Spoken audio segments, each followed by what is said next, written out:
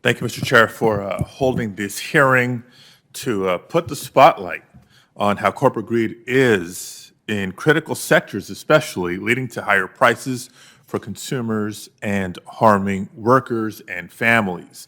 There's a number of issues I'd like to raise and ask questions about, but let me set the stage by also acknowledging that as the American economy has come roaring back, with the greatest year of job growth in our nation's history in 2021, corporate greed still casts a large shadow over our recovery.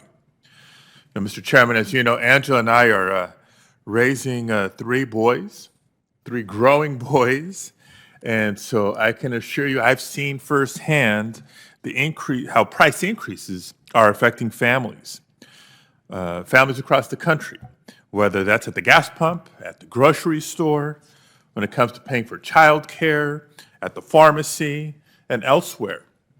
Now, these price increases aren't just because of rising costs or small businesses just trying to get by. Many corporations are posting record profits. Estimates show that the earnings of S&P 500 companies rose nearly 50% over the past year, while they cited increased costs to justify increased prices for American families. It should be unthinkable that during a global health pandemic, while so many working families were struggling to get by, that billionaires got richer. But they did. So as we continue our recovery, we need to both upgrade our nation's infrastructure and pass the president's plan to reduce the cost of essentials like prescription drugs, healthcare, childcare, housing, and more. We must also ensure that wealthy corporations aren't just using the pandemic and the supply chain as excuses to exploit consumers and increase their profits. So I'm proud to be part of this committee's efforts to fight for solutions that help us build a more equitable, inclusive economy and hold corporate interests accountable.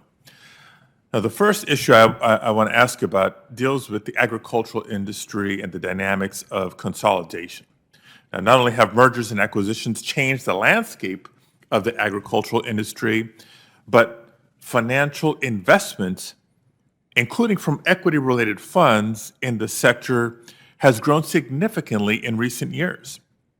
At the end of 2016, the top 5 asset management firms owned at least 10%, upwards of 30% of the shares of the top firms in the agricultural and food sector.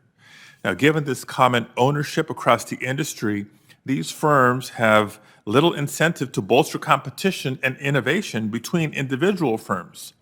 Instead, they can encourage inexplicable price increases to make even more profits across the entire sector.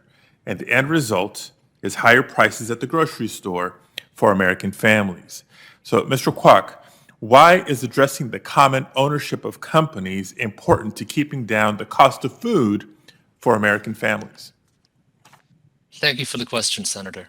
You're absolutely right that the food sector is highly concentrated. So, for example, in poultry, hog, and beef processing, I believe the top 4 companies in each of those industries has more than 50% and up to 85% of the market share. The same is true in agricultural inputs, such as seeds, herbicides, and pesticides. And to give you one example, in the agricultural input markets, the largest companies are Bayer, which bought Monsanto, BASF, and Corteva and Syngenta. Syngenta is owned by a Chinese company. BlackRock is the largest shareholder of Bayer and BASF. And Corteva's 3 largest shareholders are Vanguard, BlackRock, and State Street. So I think I'm not aware of economic research that's been done specifically on this question in this industry. But I think it's very plausible that what is happening is what has been found to be true in banking and airlines, which is that the CEOs of these companies know who their largest shareholders are, and they know that their largest shareholders will benefit from anti-competitive behavior, and therefore they engage in that anti-competitive behavior. So I think that I can't prove it, but I think that the large ownership stakes of these asset management firms could very well be leading to higher prices in the food sector. Thank you, Mr. Kwok. Clearly more research to be done in this area.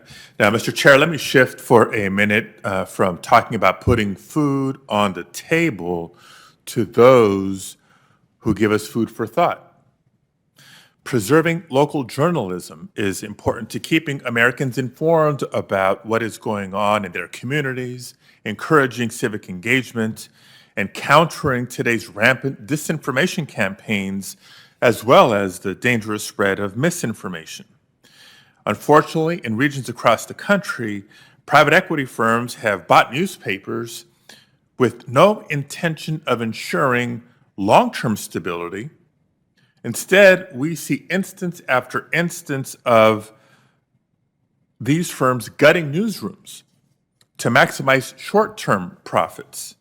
And I'll give you one of many, many examples. A hedge fund bought the Vallejo, California's Times Herald newspaper.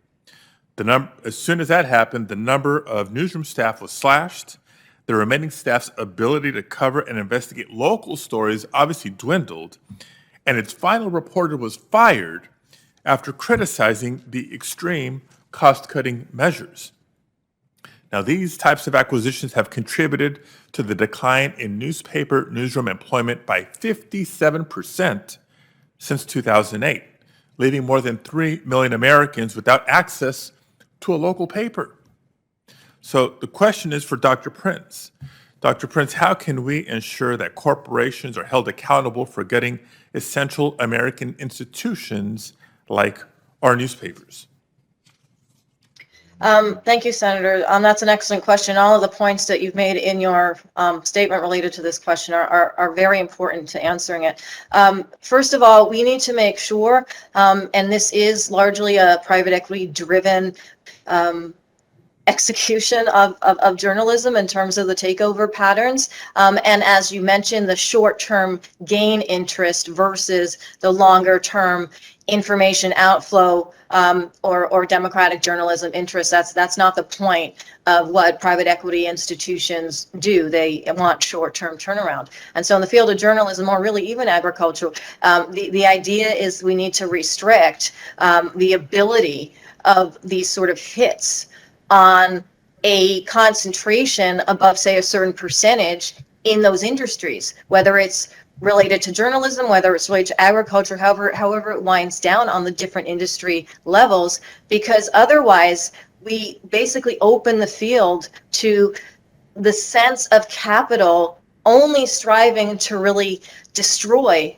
rather than to build up certain institutions like journalism, as well as certain businesses and sectors like agriculture that work towards all of the American people in terms of if we don't concentrate them and get rid of the competition within them, then we can have a better price competitive nature and that will reduce prices. So I think it's all connected to reducing the influence of that private equity sector.